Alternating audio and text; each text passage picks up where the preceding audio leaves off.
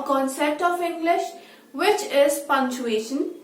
Now, punctuation is not a word, but it is actually marks which you put in a sentence in order to derive a meaningful sentence or a sense out of that sentence. Now, punctuation marks are very important because it is because of the punctuation mark that the communicator can easily understand what the other person is trying to convey.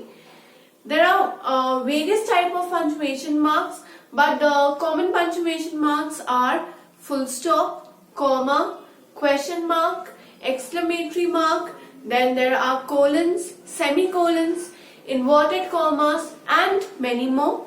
And in this video, we are going to understand a special type of punctuation mark, which is inverted commas. Now, the symbol of inverted commas, or we can say the way in which inverted commas are displayed or represented is like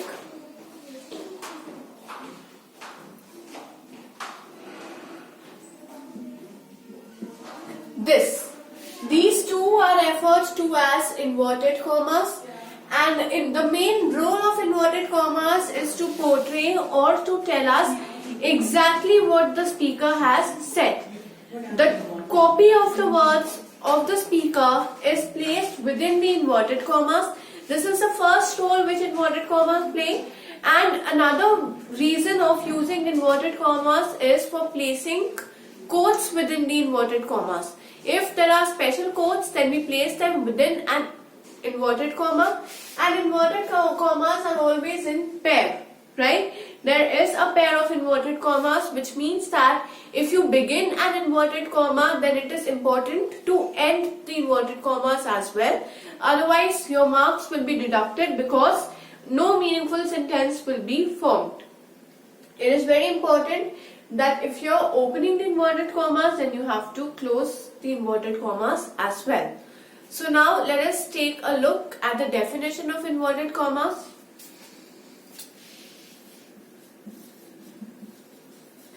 The definition of inverted commas can be: these are used to represent the exact words of the speaker. They are used to represent the exact words of the speaker or to display some quotes. Either they are used for representing the exact words of the speaker or they are used to display the quote. So this is the definition of inverted commas. Now let us take a look at the example. My first example can be: Rohan said, comma, inverted commas begin, I will complete the task tomorrow. I am beginning the inverted commas, I am ending my sentence with inverted commas. Here, whatever Rohan has said, the exact copy of the word has been displayed over here.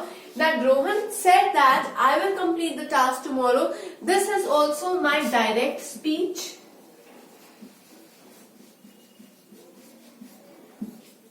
And direct speech we know is always within the inverted commas.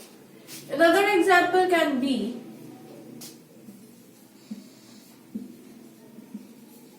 Supriya said that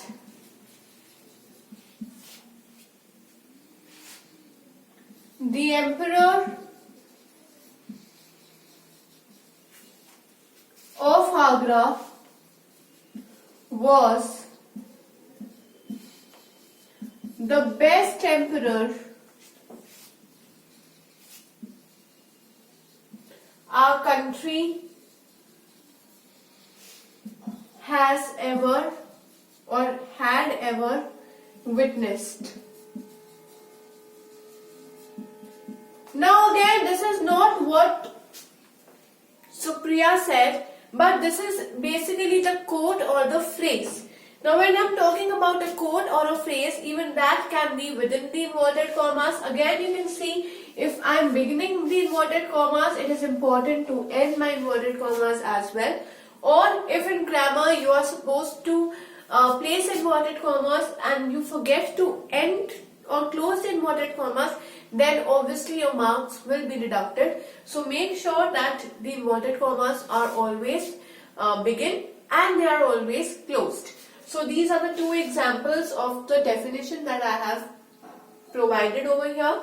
Now let us take a look more about the concept of inverted commas.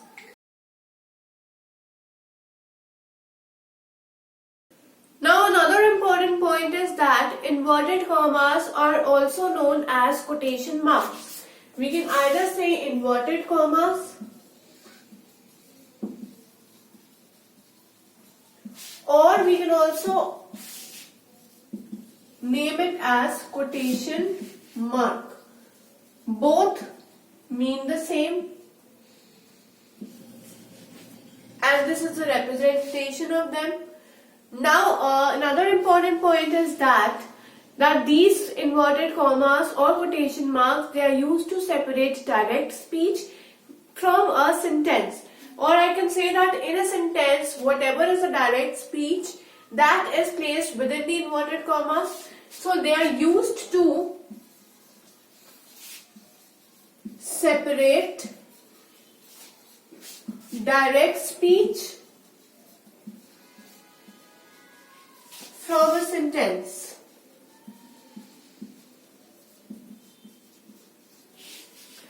The example of such can be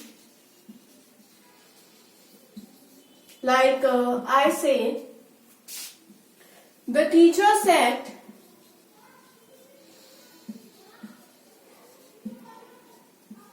remember that whenever I am making use of inverted commas in direct speech, before the inverted commas there will always be a comma which has to be placed before the inverted commas, right? The teacher said comma and then the inverted comma should begin. So these two should be one after the another.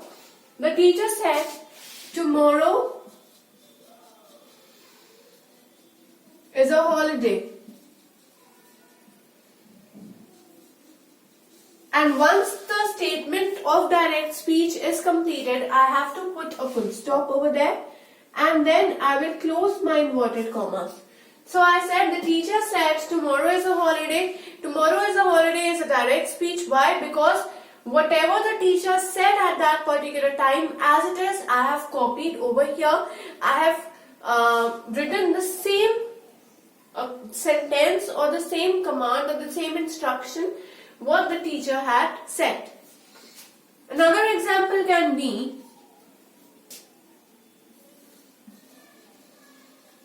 Sonia said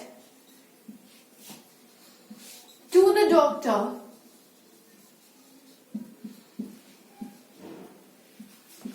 I am not feeling well. Now whatever Sonia said to the doctor, the same thing I have written over here. Sonia said to the doctor, I am not feeling well. These two are the example of my direct speech. So in this video, we have understood the concept of punctuation, and then we've discussed a type of punctuation which is inverted commas.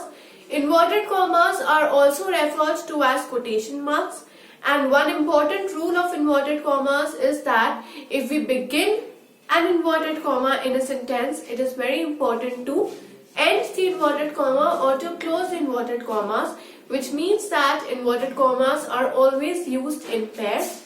And then some of the applications of inverted commas we've also discussed. First is that they are used for directly providing the statement what the speaker has said, and secondly they can also be used within the quotation or they can be used for quotes.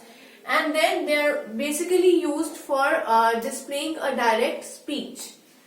And we've also discussed some of the examples by implementing inverted commas in our sentences to have a deeper understanding of this concept.